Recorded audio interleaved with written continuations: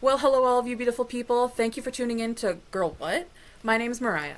And I'm Sarah, and we are so happy to have you here with us. If you're new, welcome to our crazy little family where everyone is welcome. No question is dumb, and something fun is always bound to happen. And if you're returning listeners, welcome back. Thanks for joining us once again and trusting us to liven up your day. In last week's episode, we scoured Reddit for the best Am I the Asshole stories, and we found some good ones. And in fact, it kind of inspired us a little bit for this week's episode. We had gone on some tangents toward the end of the episode about like dating advice and life advice, and it got us thinking that that's something we should carry into this week's episode.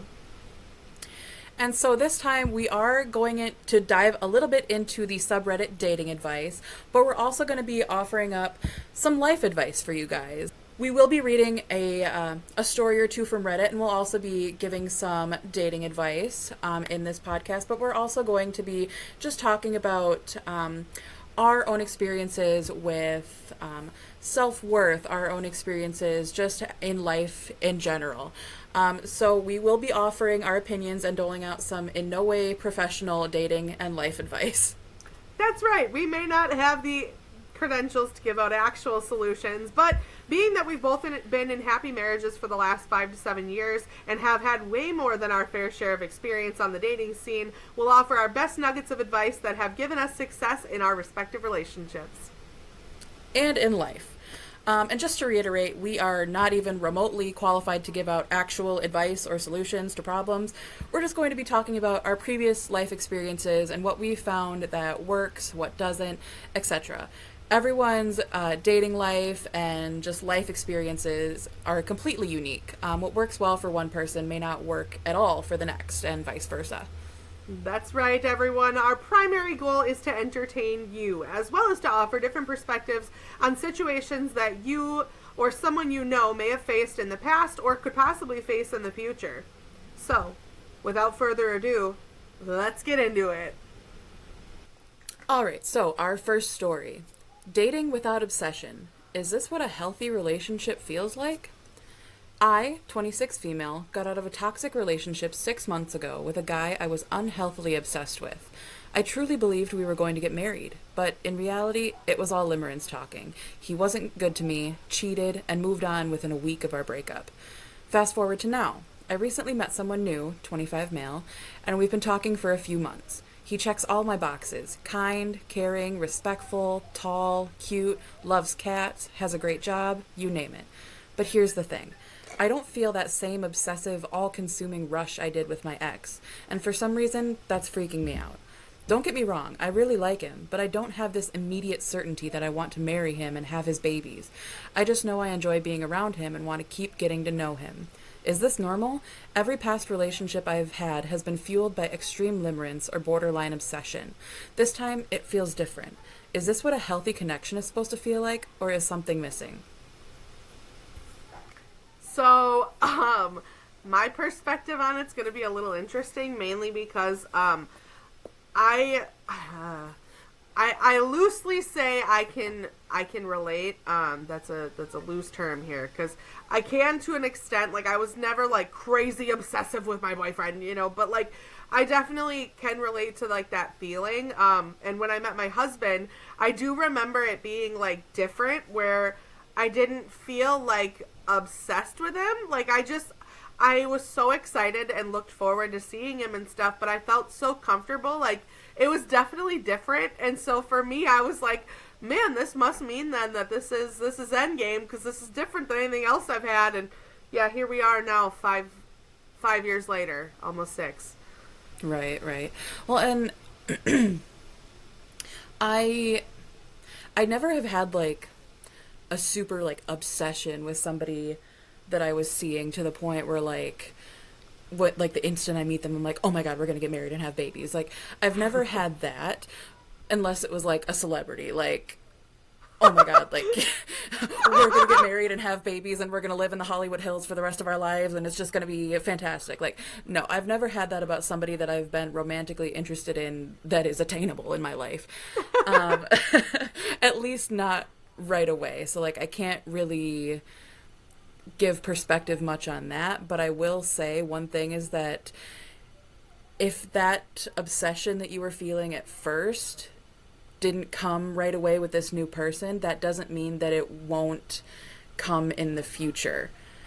Like, Yes. a lot of times it takes a while to like get to know somebody and get to like warm up to them and, you know, sort of just like feel them out, and then they start to grow on you, and your attraction starts to grow. And I feel like that's what happened with like a lot of my relationships. I mean, I haven't had very many, but like especially with my husband, like right away, like it was clear that we were interested in each other. For those who don't know, I met my husband on Tinder in college. So Love it. First swipe, baby. Exactly. So clearly we had to have some interest in each other, otherwise we wouldn't have met. But did I feel like this is the man for me right away when we met, or even within the first like week or two that we were dating? Absolutely not. And that's not a bad thing at all. Like, did I start to feel that as our relationship progressed? Absolutely. Like, even a month or two in, I was already starting to get that, like, oh my God, like, I think this is the guy that I can see myself spending the rest of my life with. So, and I don't like the term obsession very much, because, Yeah. like, that can be, the connotations around the word obsession can be very negative a lot. Well, it makes you think of like the clingy girlfriend, you know, like the one that's Exactly. like ding ding ding ding. Exactly. Or like Joe from that Netflix show You. Like, he's gonna Yes! lock you in a glass box in the basement. Like that. There are negative connotations to the word obsession. And in this Redditor's case, I feel like her version, or her what she considers obsession, is mainly just like being like infatuated with this person in Yeah. like a non-creepy, non-serial killer way. Yeah. No, and I agree too, because for me that feeling definitely like it developed over time, you know, like now my husband is my everything, man. Like I couldn't imagine my life without that guy. He's like the best thing that has ever happened to me, you know. Because of him I have the world's coolest little son, and you know, like my world was created because of this incredible man. And so, you know, when we first met, I wasn't like, you know, like super obsessed with him. I definitely, like, over time, you know, as that love and that trust builds, like, yeah, I couldn't imagine my life now without him, and I wouldn't want to, you know. But yeah, it's intriguing to me though reading that, because like for me, the part that I agreed on, like, was the fact that mine, like when I met my husband, it definitely felt different than it had previously. Yeah, but like I never really could put my finger on it. Now, would I say that I was like crazy obsessed with everybody else? No. You know, but it definitely was different when I met him. Yeah, absolutely. And along with the whole obsession thing is something that I have recently experienced with somebody I know. It's the concept of love bombing.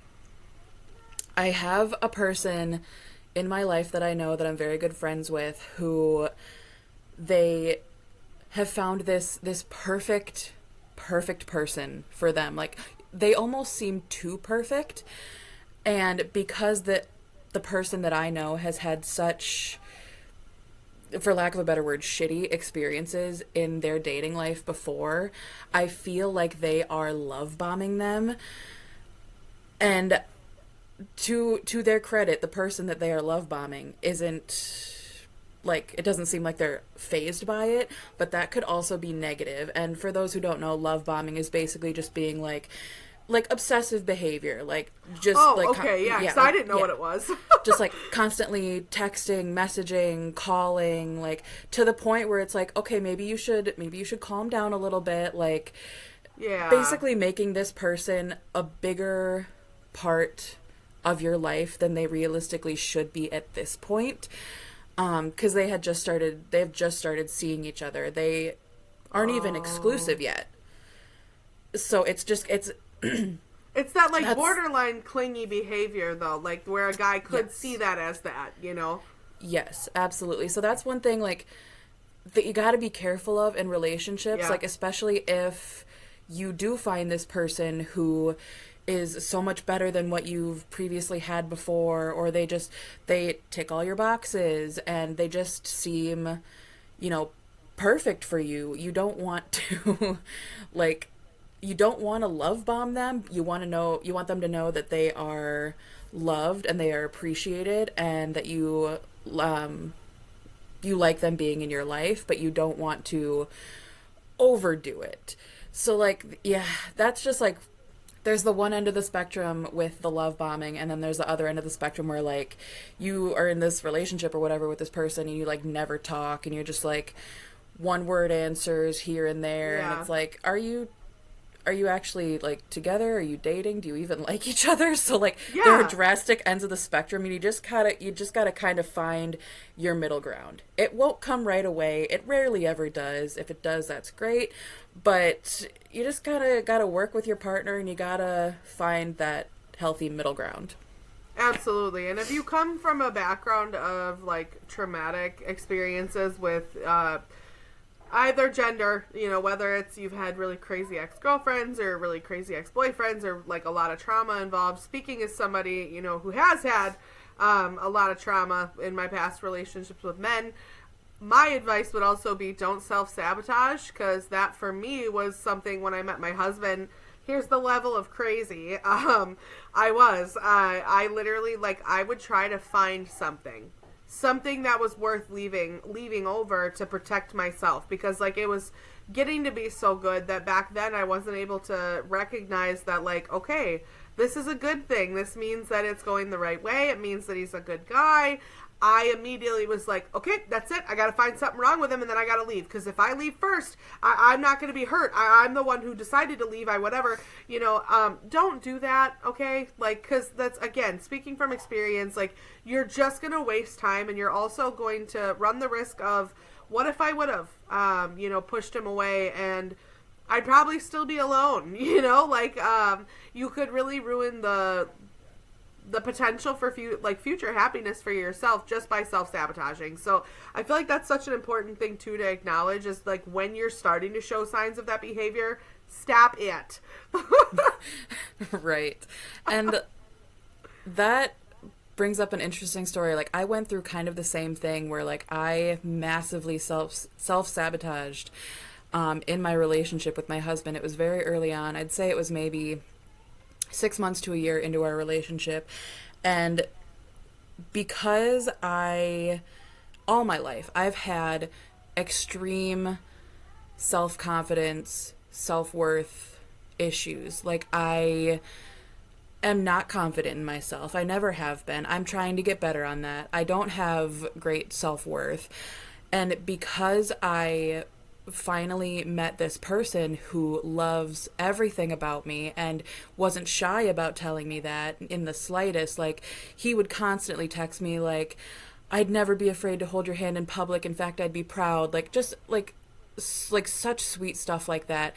I got it into my head that I'm like, he is going to find something that he doesn't hate or doesn't like about me, and he is going to leave me. And that destroyed me inside, because I don't have the, you know, the mental capacity to have realized that, like, you're just being silly. Like, he loves you for you. He loves every part of you. No, I was insanely self-sabotaging. And at one point in our 6, 7 months of dating, we were on the phone, and I had been thinking about this for the whole day. I asked him, I'm like, what would you say if I told you I wanted to break up with you? And I didn't know this. Yeah. It was like it was literally the only time in our relationship where anything of the sort had come up, but it was because I was so self-conscious and I was just so down on myself that I'm like, how could somebody love me like this when I have such horrible self-worth, and like my past relationships had only lasted like I think at most like 3 months.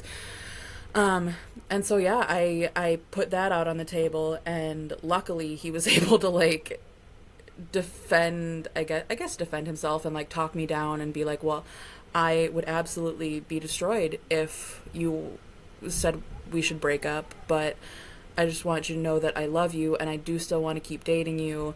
And, when we talked and talked and talked, and we didn't end up breaking up, thankfully, it was just a moment of mania for me. But yeah, so it's yeah. So that's that. I want to say first and foremost, and yes, I understand there are other people listening, but I want you to hear me. I am so proud of you for even having the strength to be that vulnerable and honest. That's not an easy thing to admit out loud, and I feel like that's going to help so many people too. So to anybody else that's listening right now that is struggling, like, genuinely, we see you. And Mariah, I wish so hard that you could see yourself the way that I see you, and so many others. You are easily the most kind and compassionate and funny and just selfless person that I know. You have a light about you that it's a gift to the world, and the world is definitely a better place because you're here. And you've changed my life. Back when you and I became friends, believe it or not, like, I might not have, I don't know if I did seem this way or not. Maybe you can, I guess, add clarity, but I definitely was like the kid that was struggling to find a friend and really fit in. Like, it felt like some people liked me and wanted to be my friend, but it also felt like a lot of people really didn't, or maybe didn't understand me. And I didn't really have, like, I had never been shown what a best friend was until I met you, and you had this way about rallying around me all the time. You always made me feel safe, made me feel like I could do anything because I knew you were there and I knew I could count on you. Going to state for Solon Ensemble and all these different things, like, I knew that I could try because I knew you had done it or you were going to be there, and there was an interesting quote that I had read. This was several months back, but I'm very blessed in the sense that of, like, the group of people that I have in my life, like the people I consider my very best friends. There was a quote I read, and it's if the people hold on, you're gonna have to end up cutting this because now I gotta remember the exact quote, but it's essentially the people you surround yourself with are a reflection of who you are. And so if that is true, if that's the truth, my God, I must not be doing that bad, because, like, I look around me all the time and I'm like, how the heck do I have these incredible people? Like, you and I have literally been friends for, God, like 15 years, and you've just always been there. Even if we didn't talk every day, like, I could always count on messaging you, and I knew that you were going to answer, and I knew you'd be there, and I knew you'd have advice or just a hug, and you'd let me cry. You've never ever made me feel like you judged me. You've just always made me feel like safe. And so, yeah, sorry to go on this side tangent, but it was important to me that you heard that, and so many others out there too, because if you also are somebody that maybe feels similar, you feel like you feel like you don't understand, your own worth, and maybe you feel like you're not anything special. I encourage you to speak to the people around you, or just hear me say this to you too, and hear me say this to Mariah. Like, you are so important, and the world is better because you're here. I'm so grateful that you're here, and I'm grateful to have, you in my life, Mariah, and now that you get to be involved in so many other people's lives and be able to help so many others, because yeah, it does make my heart sad that you've ever felt that way, but I'm really proud of you, though, for taking the moment to be vulnerable and honest. That wasn't an easy thing to do. It definitely wasn't, but first of all, thank you. I love you. It's just something, that I've been dealing with and confronting for a number of years now, and I'm at the place emotionally where I'm okay with coming forward and saying that I've had these issues, and I still continue to have these issues. They haven't completely gone away, but I'm at a good place to where I can talk about it, especially if, like on here, if somebody were to hear what I went through and what I'm going through, and it's able to help them even in the slightest. I am so glad about that, because I just explained, like, I have horrible self-worth issues, but I was still able to find a man who loves me, who doesn't judge me, is the best thing in my life. And I have clearly such an incredible support system. The people around me, they are constantly like building me up and inflating my self-worth and making me feel like, hey, maybe those voices inside your head should just kind of like shut up. And so that's super, it's super helpful. And I agree with what Sarah said. You need to, if you are having issues like this, please look at the people around you, whether it be family, friends, coworkers, whatever it is, and you just talk to them. And you'll find out that they have such a drastically different point of view on you than you have of yourself. You are so much better in the eyes of those around you and those who love you than you are in the eyes of yourself that you're looking back into the mirror. And like there's something that I always like to think about, like you are never able to see your own self. You're only ever able to see a reflection of yourself. And that can kind of get a little deep because it's like, okay, yeah, everybody else can see the real you. You can only see a reflection of yourself. You can't see the real you. So your perception of yourself is always going to be different, and in my case, worse than everybody around you. So you need to take that into account, and you need to give yourself grace and just realize that you are doing your best. You are making people's lives better. You are making people happy, and people are happy to have you in their lives. I wholeheartedly agree. I feel like it's all too often too that we're our own worst critics, right? So like I think it's interesting to even give the platform to like have other people listen to us, because when you had pitched the idea for Girl What, this was something we had talked about too, where we want to, yes, entertain you and be funny and share all the funny things and make you laugh, but we also really, it was important to both of us to be able to have the tough conversations and like share some of the stuff that we've been through, because Mariah and I both have been through some tough stuff throughout the years. I mean, everybody has, but yeah, some of the cards each of us have been dealt have been very hard to play our hand with and to learn to navigate through. And you know, I find it interesting too when you start to hear people. I really wish more people would be honest too about like their struggles and how they're feeling, because otherwise you can find that like if you are comparing yourself to everybody around you, you're gonna find that you feel like alone, or you feel like a failure. You feel like, you know, you're just not measuring up. Like, look at this really skinny woman in the grocery store, you know, she looks like she's got her life together, she's super pretty, blah blah blah. Well, you're pushing your cart. Well, you don't know. Maybe that lady's on her third divorce, just doing what she can to get by. Maybe she's struggling with a food disorder. Like, you don't know. Like, you just don't know what other people are going through. And that's why I encourage you too. Like, if you're listening right now, talk to people around you. I'm a huge advocate for just being honest about what's going on, because my favorite analogy, and I tell my poor husband all the time, and my friends, I'm sure Mariah's heard this more than once, but glass bottles break. So if you view your soul as a glass bottle, or your heart as a glass bottle, right? You can picture it however you want. Maybe it's the really cool antique one. Maybe it's a mason jar. Every single time you try to suppress emotions, right? So whether it be you just don't want to feel that anxious feeling, you know, so you shove it down. You don't want to admit you were wrong, so you shove it down. You don't want to admit that you're scared, so you shove it down. All these different instances, you keep shoving into that glass bottle. What happens? As glass bottles get fuller and fuller and fuller and there's more pressure, there is no room for it to go, and the glass bottle eventually will explode. And when that happens, you know, is when people are normally at the lowest of the low. They are at rock bottom, and or it turns into what could have been a small reaction into this massive blowout, and you end up, you know, freaking out. You hurt people's feelings.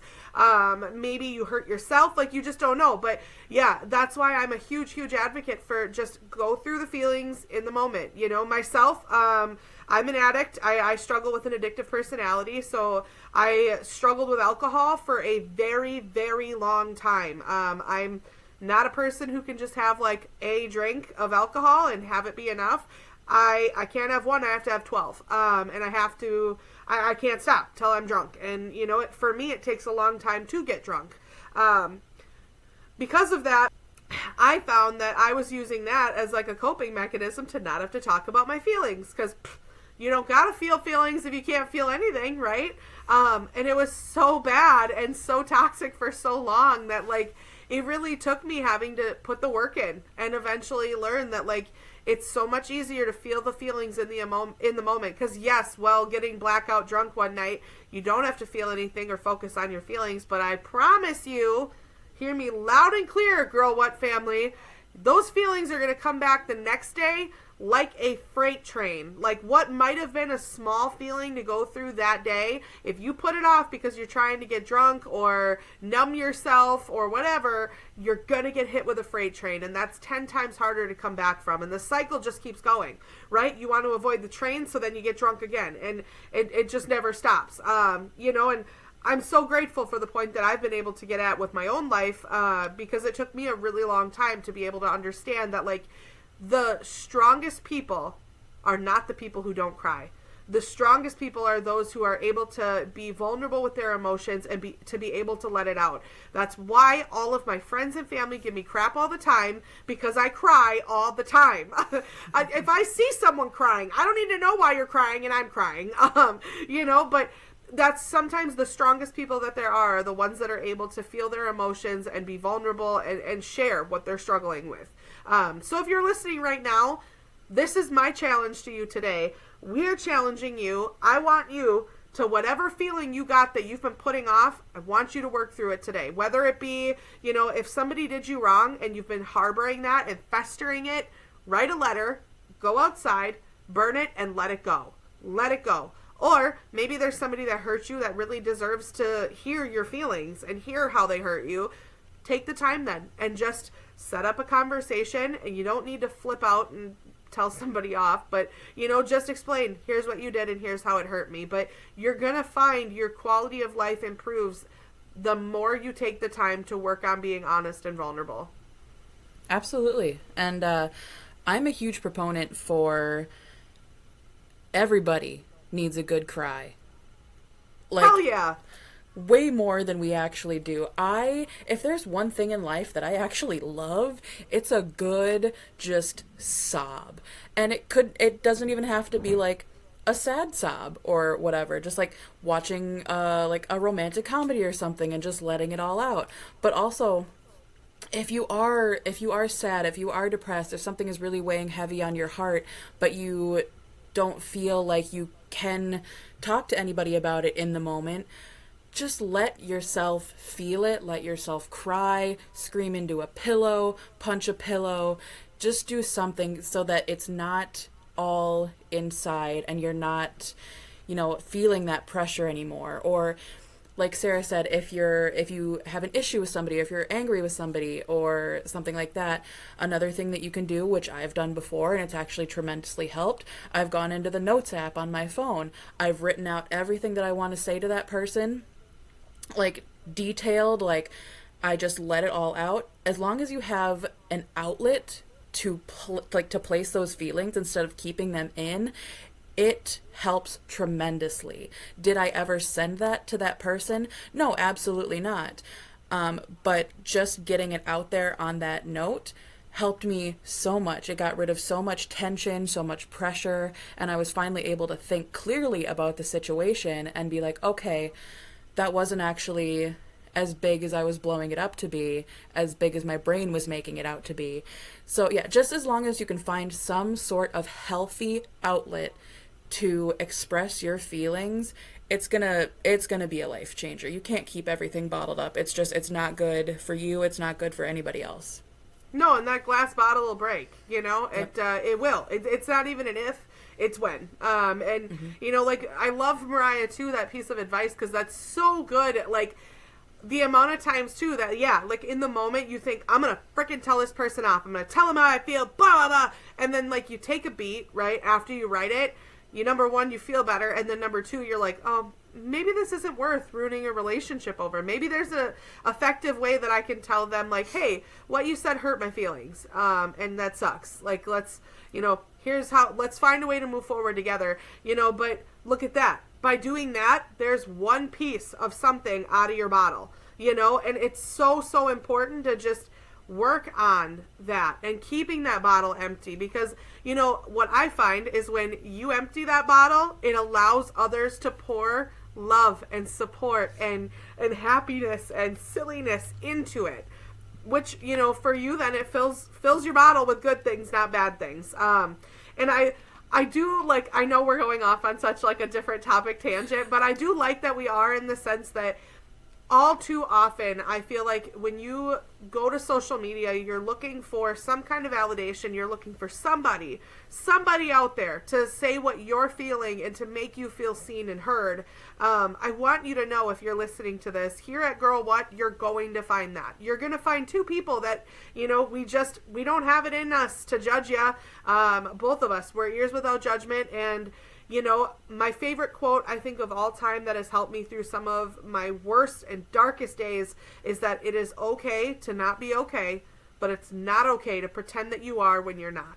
So just, it's okay to not be okay. And if you don't have anybody that you can message and tell your feelings to, or, that you're upset, or maybe you feel alone, message us on social media, reach out to our page, send us a message. We are gladly here to listen and, to just do the best we can to lift you up and tell you that you're loved. But if you're listening right now, you are so loved, you are so important, and the world is better because you're here. So keep smiling, because you've got a beautiful one, and just remember that, like, you might not realize the impact that you have on other people's lives. Like, Mariah, I don't even think you're aware of how much you've genuinely impacted my life. And I could literally write a book about it, but I don't think even you have any idea, the weight of the impact that you've had on me. And that's so true for so many. You think that maybe your efforts don't matter. You might feel unseen, but I promise you there's somebody out there that they do matter to, and that do see them. And it's important to try to remember that. Absolutely. And what you said is, like, it's perfect, because it's like, you don't know the impact that you have on other people's lives. But yeah, to circle back to our original topic, I will say we did get off on a tangent with the basically like self-love aspect there, but I will say, to tie it in order to have a relationship or to be in the dating scene, what you first need to tackle is your self-love. Because if you are going to try to give yourself to somebody else, but you're only giving them like 5, 10, 20% because you're struggling so hard internally, it's not going to work. It's never going to work. So what you first need to do is you need to look at yourself, you need to look inside yourself, and you need to come to terms with where you're at. And if you're not in a space to be able to give yourself, I mean, it doesn't have to be all of yourself, but if you're not in a space to give the majority of yourself to another person, mentally, physically, whatever it may be, you need to focus on yourself first. You are the most important person in your life.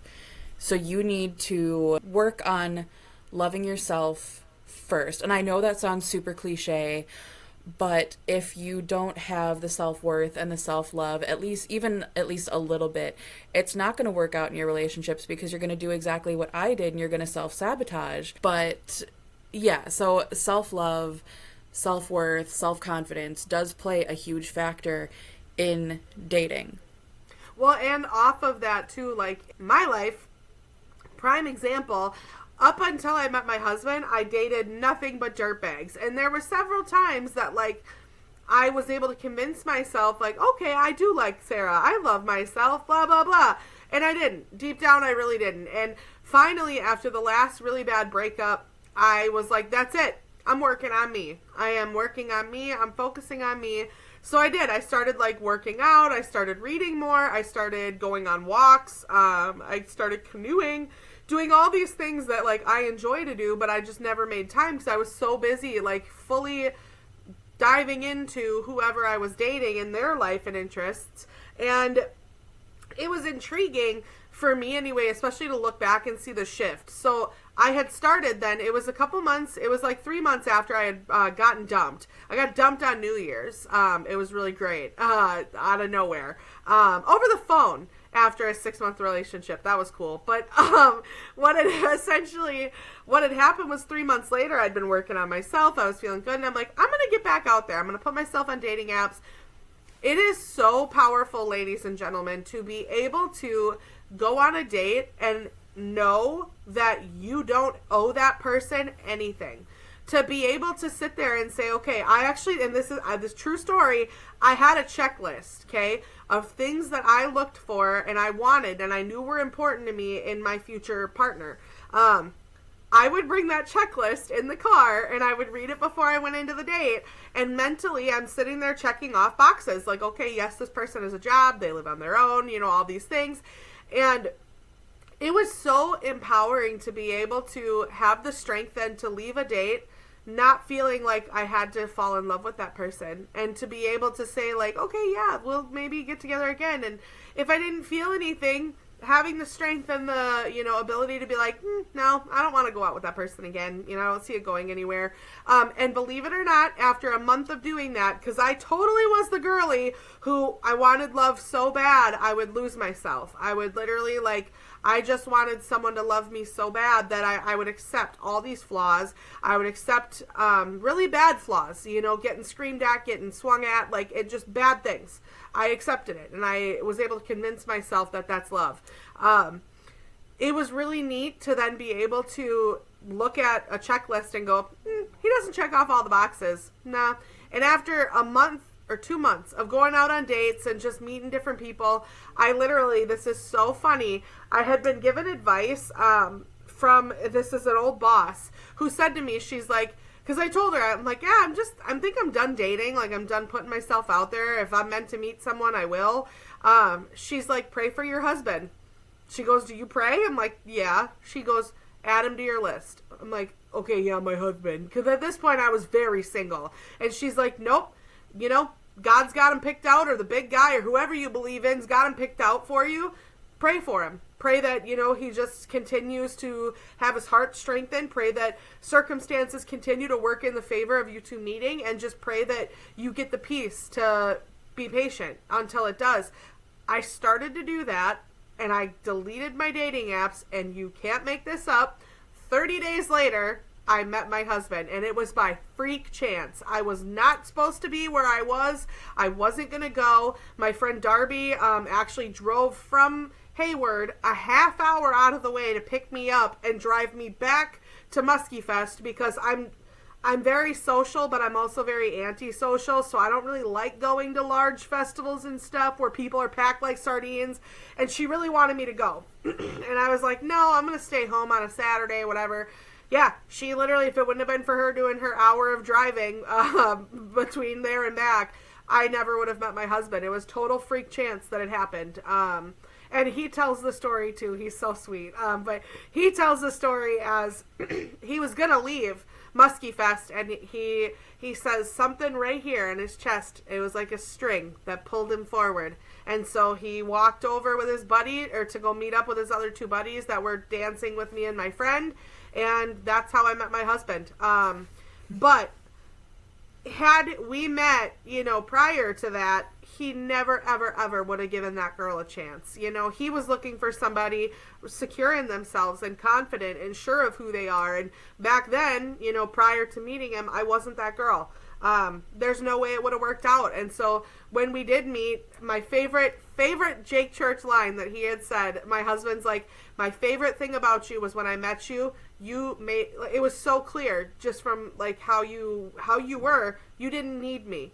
You didn't need a man. You did not need me, but you wanted me and you chose me. And he's like, for me, that was the coolest thing to see, because it was very clear that you did not need me there, that you chose to have me there. And it's so true. I literally, I was at a point in my life where, that month before I met him, I was standing outside my yard, and Mariah and I used to be roommates actually at this house, so she's going to know exactly what I'm talking about. But I was standing out in the front yard, and I was looking at the trees, and I just remember saying out loud, I went, you know what?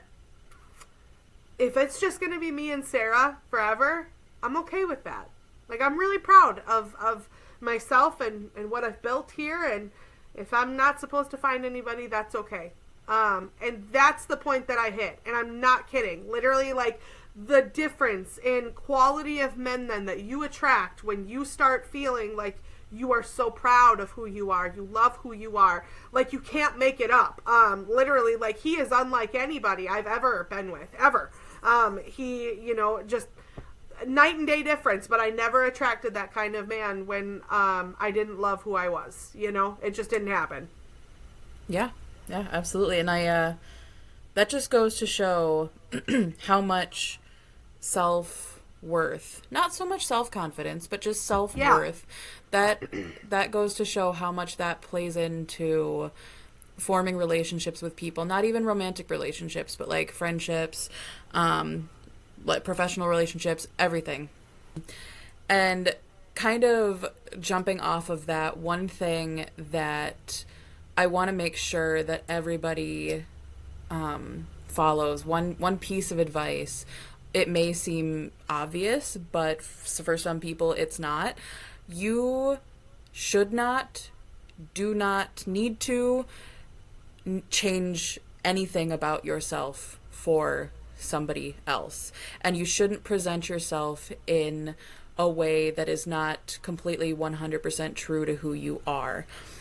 If you're doing that, that is the first instance of self-sabotage that you're going to be doing. Because if you're not presenting your 100% authentic self to a person, and say you're dating for 5-6 months and then you're all of a sudden this like different person because you feel comfortable enough to let out your true self, then that's an issue, because that brings up like trust in the relationship. And I mean, lying, like you essentially lied to this person, you broke their trust. So that's like I said, it should be obvious to be 100% yourself, but to some people it's not. To some people, they like to embellish and they like to make themselves seem more of a polished person than they are. You are beautiful. No matter who you are, no matter what quote-unquote flaws you have, no matter what you like to do, like what music you like to listen to, what hobbies you have, you are perfect the way you are, and the person that you are meant to be with will see all of that and they will accept that. And me and Sarah have found that in our husbands, and it's 100% true. Like when I started dating my husband, I went into it with the idea of, well, in the past I've tried to make myself seem more polished than I am with my previous relationships, and neither of them have worked. I'm just going to say, screw it. I'm going to put all of myself out on the line. I'm just going to be 100% authentically myself, and if he doesn't like me, then that's fine. Screw him. I can find somebody else. Yeah. And luckily, he's just as fucking weird as I am. He's just as weird as I am. He loves every part of me, and it just goes to show that being yourself is awesome. Being yourself is cool. Being yourself will attract the people that are meant to be in your life. I will say too, like your husband though, yes, he's just as weird as you are. He is also just as kind as you are, just as loving and caring as you are. Like, it's so neat to me too to, like, you know, see who you ended up with, because he is so much like you in all your great attributes. Everything that makes you wonderfully you, it makes him wonderfully him too. And I think that's so cool. Like, it's been one of my favorite parts about your love story too, is watching, like, just how he is all of the greatest parts of you. That's what he is. You know, and that's so cool and so rare. And I honestly have to say the exact same thing about you and your husband, because like when, especially like in the beginning stages of you guys dating, like even still until now, I look at you guys, I'm like, God damn, they're the same person. but like in the best way, like you said about me and my husband, you guys have all of the same like amazing attributes. And it's just so awesome to get to witness you guys and your love story and just get to see you guys be who you are with each other, and it's just awesome. So like when you find your person, you'll have so much fun. That's all I'm just gonna say with that. Like, it's awesome, and I truly hope that for all of you out there in the dating world, that will come to you, because you deserve it. And for those of you who even aren't in the dating world anymore, or who don't want to be in the dating world, that's totally fine too. Just be your authentic self no matter what, because you rock. You do. And I think, like, too, what I want a takeaway from today too, especially for anybody listening, and if you've made it this far, hey, thanks, we love you. But you know, I want you to take away this has been like a tool that has just helped me exponentially, especially Mariah and I were just talking before we started recording. I've been kind of going through it the last 4 or 5 months, you know, and the last 3 years have been really hard.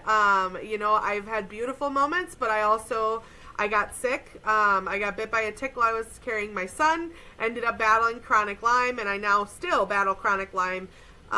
We went into medical bankruptcy. Like, there's all these horrible things that have happened in the last 3 years, but there's also been so many beautiful moments. And it is so easy when you're feeling down, you feel maybe not worthy of things, to pick and find every bad thing that's happened and be like, oh man, it's bad after bad after bad after bad. So what I want you to do right now, okay, look at me, right? Look at me and listen, okay? This is super important. I want you to take a minute and text everybody that you genuinely love and value and appreciate that is in your life right now. And I want you to tell them, thank you for being in my life. I love you. That's however many words that is. 10 simple words, however many words it is. That's what I want you to do. And here's why. Because I have been so intentional this last year about focusing on what I'm blessed with, not what I don't have. Focus on what you do have in your life, not what you don't. If you don't have riches, focus on the things that you have. If you don't have a boyfriend, focus on what you have. If you don't have a sibling, focus on what you have, not what you don't. And if you take that moment once, even do it once a day if you need, do it once a month, do it once every 6, but take the moment to count your blessings and let the people that are in your circle just know how grateful you are that they're there. You are going to find the responses, number one, are going to make you feel like $1 million. I literally, when I did it this last time, I did not do it setting out like, okay, I want to hear how great I am, and that's why people are here. What I wanted to let people know was just genuinely how thankful I am. The responses filled my cup that day, you know, with what people had said and like their response to me. But focus on what you have and who you have, not what you don't. So today, take that time and text even just one, but anybody in your life that you feel makes your life better, and just say, thank you for being in my life and I love you. And leave it at that, you know, but you have far more going for you than you realize. And you're going to find your level of joy just accelerates when you all of a sudden, instead of start focusing on the bad things that have happened or what you don't have, that you focus on the good. The bad then don't even seem that bad anymore. Like, I'm able to now look back on the last 3 years and every scary, bad, horrible moment that happened, I don't look at it anymore going, why does this keep happening to me? You know, now I'm able to look at it and like, I kind of smile because, you know, I had to hit the low to be able to remember exactly what I've got in my life and how fortunate I am. Because believe it or not, if you've got a roof over your head, if you have one person that you can text, you are abundantly blessed. Abundantly. And, you know, you don't realize the impact that you're making on those people around you, too. They're choosing to be in your life for a reason.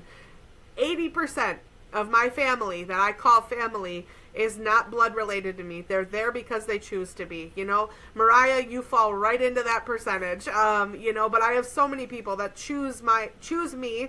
They choose my son. They choose my family. They choose to be here. And that is a freaking gift, my friends. That is an absolute gift. So take the time to count your blessings today. 100% agree. All right, ladies and gentlemen, now that we have talked about The heavier things that we feel need to be talked about, especially in this time of seasonal depression, where our world is at right now, we just felt we needed to get out there that we are all a family, we are here for you, we are feeling and we've been through the same things that you are feeling and have been through. So now that we are past that, I guess, and we've gotten out what we wanted to say, we're just gonna like speed run some dating tips, because that's where that's where this podcast originally started, was dating advice, but then we kind of got into the more heavier stuff, which is totally fine. I mean, it's to be expected. We get off on tangents all the time, me and Sarah, so like it's not a surprise. So we're just gonna like speed run some like little bits of dating advice that we found on Reddit. So I found a thread from Dating Advice. Things to remember if you are married or in a serious relationship. Number 1 is, don't ever assume your partner feels loved. And I know that sounds bad, but I do agree with it. Don't ever assume that they are constantly feeling loved and appreciated, just like in your friendships or relationships with other people. Like Sarah was talking about just a little bit ago, make sure to check in with the people in your life and to let them know that they are loved and appreciated more than you're probably doing. Because this is one of my faults. I do not do that nearly enough. I need to start doing that, where I am checking in with the loved ones in my life more often and being like, hey, I love you. You're appreciated. Thank you so much for being in my life. So don't, like, I actually really like this one. Don't ever assume your partner feels loved. Remind them constantly. That will strengthen your relationship. Trust me. I feel like it's one of those things, too, that you just assume it goes without saying. No! Right. No! It doesn't go without saying, so say it! Like, tell people you love them. Scream it from the mountaintops. But there's so often, like, I'm that person, I'll assume somebody's upset with me from trauma, because I've had a lot of people upset with me and not like me. So for me, like, that's traumatic, and I automatically assume then that, okay, well, the people that are in my life, they must know that I appreciate them and I love them and blah, blah, blah. Just like I assume then the people that don't like me. Don't assume. Don't let it go without saying. If you love somebody, you tell them that and tell them how grateful you are. Because I'm not joking. Like, the proof is in the pudding. You're going to feel so much better if you take that time one day to do it. Like today. Because you're going to do it today if you're listening. Okay? All right? Absolutely. That's what you're going to do today. Even one person. I don't care. All right. Number 2, we have date nights are a must. Doesn't matter if you go out or stay in.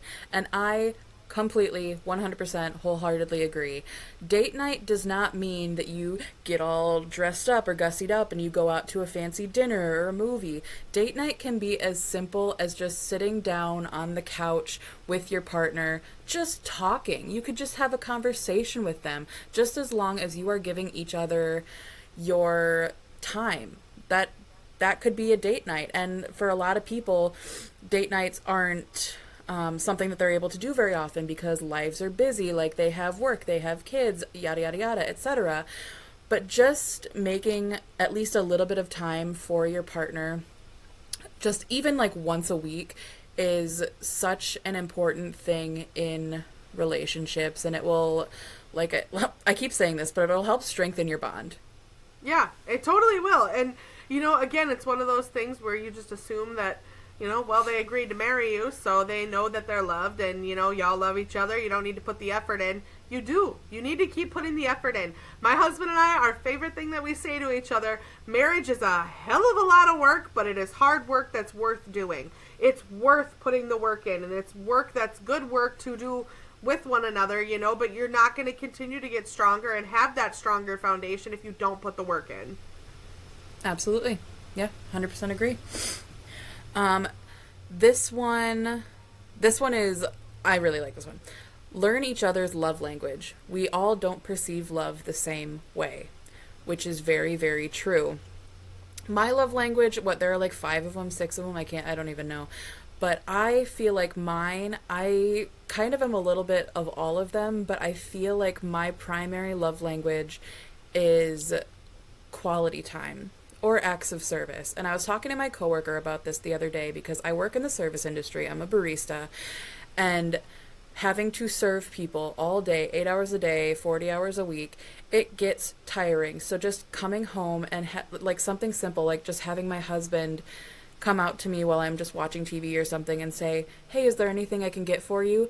That is it. It's amazing. It feels so good whenever he does, because you can see, like, I can see he cares about me. He wants to do something for me out of the goodness of his heart. And his love language, he's a mixed bag of all of them, I feel, too. But I think both of ours is like quality time. That would be like the number one, like just being with each other and just like being there for each other. And yeah, so knowing your partner's love language is a big thing, because then you know how they would appreciate you showing them that you love them, and vice versa. Absolutely. Mine, we were talking about that a little earlier too, but like for me, a huge one is, you know, I love you because I will show you, acts of service for me.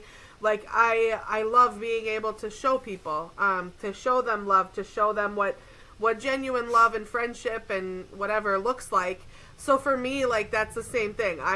If you do anything that, my husband, I have to smile a little because, he's the epitome of the term, in sickness and in health, in marriage, right? That man has stood by my side and watched me almost bleed out to death. He's had to be my legs to help me walk to a bathroom and sit on a toilet when Lyme decided to take my use of my legs away and my knees. And he's always been there, and he has always put me first. No matter how sick I was, when I couldn't give back and maybe fill his cup as much, he stepped up and was everything that I needed in sickness and in health. And for him, like, he is definitely words of affirmation for sure. Like, that man, if you sit down and look at him and tell you if I look at him and tell him how much I love him and why he's important to me and, the great attributes I think he has, like, he'll just beam, because he's not used to hearing that all the time and loves hearing it. And, yeah. But no, I do definitely think that's so important too, because everybody does want to receive love and give love differently, but also pay attention, because it's kind of neat to me. Like, I'm such a acts of service person that, like, then when I see somebody else that loves differently, it's kind of interesting to me, because it's like, oh, that's how you like love. Okay, cool, but educate yourself too on, the types of love. Because what did you say? It's a list of like 4 or 5. I don't remember. Yeah, it's okay. So there's gift giving, acts of service, quality time, words of affirmation. There's a 5th one. I know there is. But yeah, so it's like a list of either 5 or 6 different things, and it's not like the absolute like end all be all thing that you need to think about in the relationship, but it really will help strengthen your relationship a lot.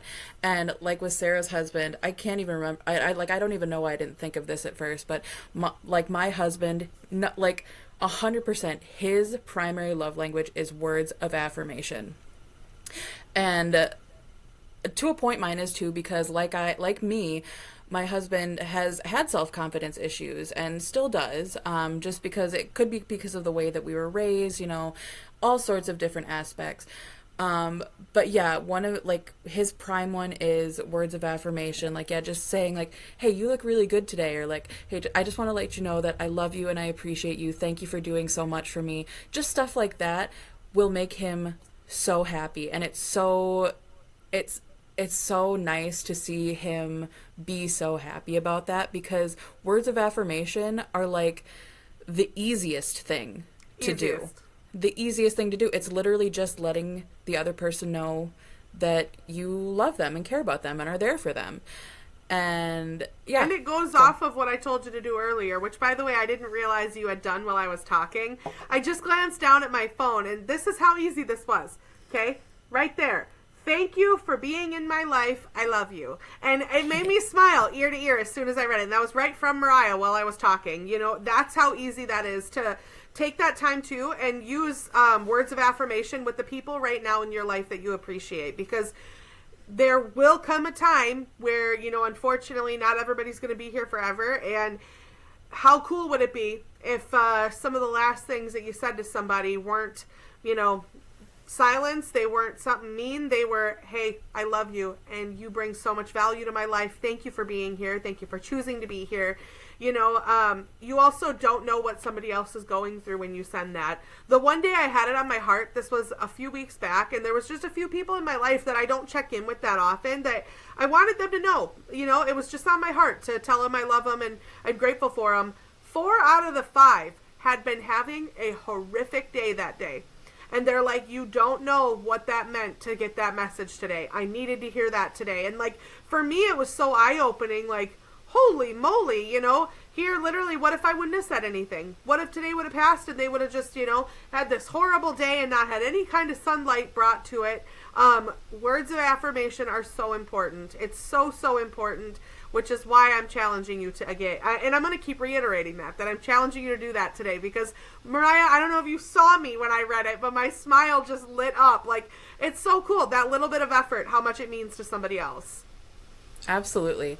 And so that is one really important thing to think about in a relationship, is to just know your partner's love language. That way you know how to express your appreciation and your love for them. The next one we have here is, I really agree with this one. Go to bed mad sometimes. Don't force a resolution. Sleeping on it does help. I'm sure all of you have heard the term being thrown around saying, never go to bed mad, don't go to bed mad. Sometimes that is the best thing that you can do, because otherwise, if you force a resolution too soon, that could be detrimental to your relationship.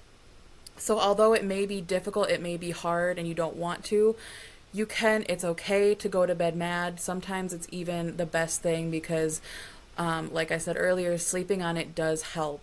You're able to wake up in the morning refreshed, or maybe not refreshed, but you're able to wake up in the morning with a new perspective. You've had time to calm down and get things clear in your head, and then you can go ahead and talk about it, talk it out, and I can guarantee a lot of the time it will be a lot easier and resolution will come a lot faster. Yeah, because then you don't go saying something you don't mean, too. In the heat of the moment, it's so easy when you're mad to say something you don't really mean. And sometimes words are hard to take back. I don't know if you've ever seen that analogy of the toothpaste, but essentially therapists use this as an example where there's a tube of toothpaste, right? Well, you squeeze it all out onto a plate. Okay, now put it back. You can't. You can try, but you can't. And that is so important to remember too, especially when you're in a relationship, whether a friendship or a marriage or, long-term relationship. Words matter, and if you say something just because you're pissed off and you name call, you berate, you whatever to your partner, that chips away at your foundation. So take the minute, take a beat, take a deep breath, sleep on it if you have to, because that'll stop you from saying something you don't mean. Absolutely. Jumping off of that, here's another one. When you get into a fight, don't just say I'm sorry. Say what you're sorry for and how you will react differently next time. This is huge, because sorry is just a word. If the person that you are apologizing to isn't aware of what you're apologizing for, it kind of just, in my perspective, it kind of just seems like they're just saying it because they feel like they have to. If they take the time and they're like, hey, I'm really sorry that blah, blah, blah, this happened and you felt this way because of that, I'm very sorry. Next time I will do X, Y, and Z to try and rectify the problem, or something like that. Don't just say, I'm sorry. I realize that it's really hard sometimes to apologize and to form a big apology, that it might just seem easier or faster or whatever to say I'm sorry because you may be going through something in your head that you just can't form words. I'm an example of that. But it's really, really a game changer when you are able to say, hey, I'm sorry X, Y, and Z happened, or I acted such and such a way. Here's how I can not do that in the future, or here's how I can better handle that in the future. We, in our household, we call it the 3-step apology, which is why I got so excited when you read this, because it's my favorite and I love educating people. Here's the 3-step apology that is going to literally help you be able to apologize. What we do, and we've taught our kids this as well. Number 1, okay, instead of just the words, I'm sorry, right? Because again, like you said, you don't necessarily know what they're apologizing for, or it might just feel like they're saying it just for a quick resolution. Here's what you do. Number 1, you start with, I am so sorry. Number 2, what you do is acknowledge what you did, acknowledge what you may have done that hurt that other person, and validate their feelings. That's a crucial part of this, okay? Because there's a big difference between intention and impact. You might not have intended to hurt that person's feelings. Doesn't matter if it wasn't the intention. If the impact is that it hurt their feelings, you owe an apology. Point blank, period. You know, even if you didn't intend to do it, it doesn't matter.